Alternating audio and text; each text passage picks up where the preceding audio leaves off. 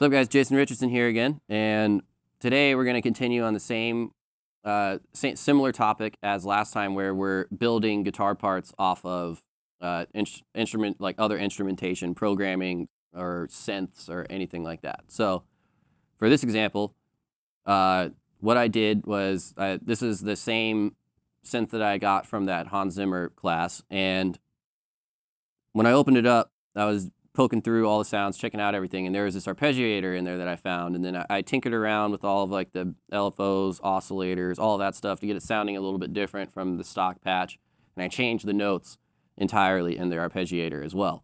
And I just got curious, like I just had this idea that popped into my head that I was like, oh, I wonder what this would sound like if I figured out how to play this arpeggiator on guitar.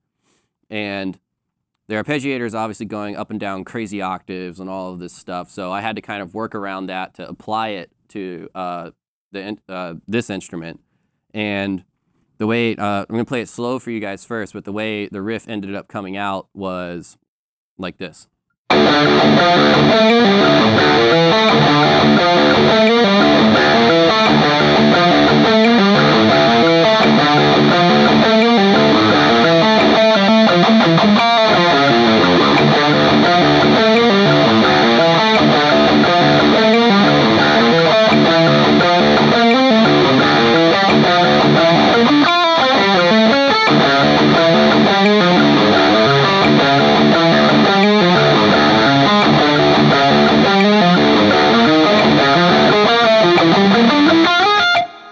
The riff is completely unorthodox. It doesn't really make sense, but that's what's cool about it, in my opinion, is like there's no right or wrong answer to writing anything. So this is just one way that you can take, you know, something that was written on, well, literally I just held down the one key, and then the arpeggiator played that, essentially, and I figured out how to play that on the guitar just from looking at the way the arpeggiator is laid out and poked around with all the different intervals and stuff in there.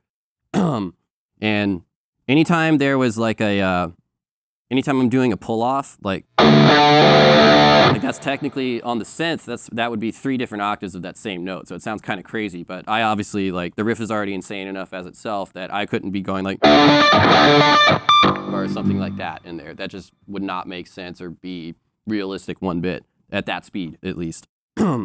So the riff is honestly majority on one string. It's just a lot of pull-offs, and you're kind of covering just a lot of ground.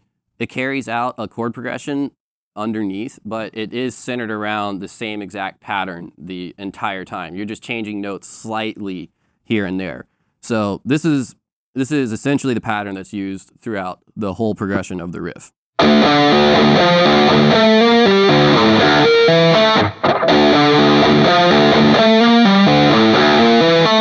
That's literally it. That's just one thing of it. And it just does that in slightly different ways throughout the whole thing as the chord progression carries on. So it does that the first time, twice.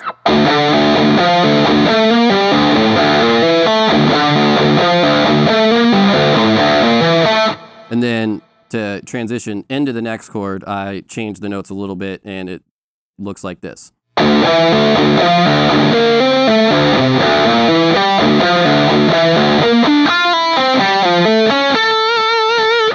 That's the next chunk of it, and then after it, the chord progression drops down a little bit to this more kind of like evil kind of chord tonality, and I pretty much just took that same thing but just dropped everything down 1 fret.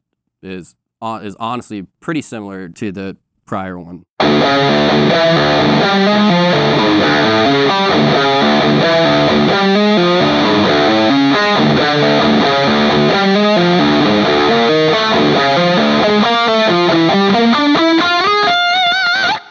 So the picking in this riff it's very hiccupy. Like, it's not consistent and straight at all just because of all the pull-offs in there. So it's a lot of just really quick, like, downs and ups just to keep the momentum going of the string. So this is what it looks like, really slow.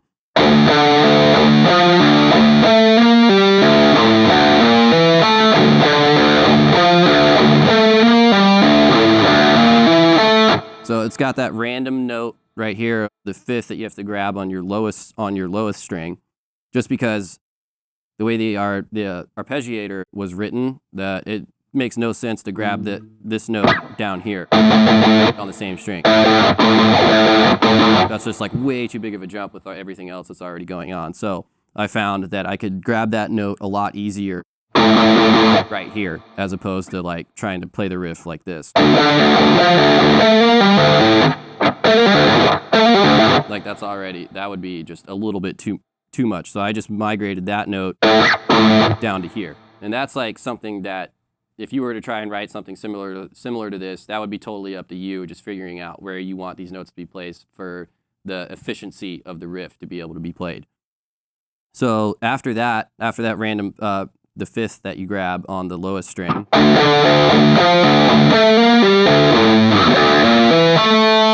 there's another note right here that you have to skip a string and grab on the 9th fret after this. It's, what is it, is 14. Bit of a stretch, but it also, it carries out like the fluidity of the riff doing a hammer right there, because there's so many hammer-ons already. I didn't want to stop that sound from going and do something like, because that's also just like, I don't know, it just ruins the whole flow of what your right hand is doing, as opposed to trying to cover more strings or something like that with this riff. So really, really slow, the whole riff again.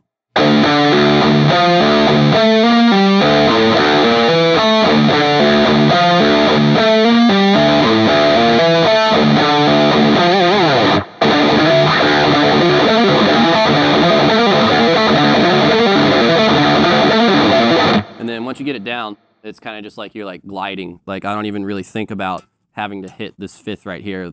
Just the way the riff flows, my hand just lands everywhere it needs to for it.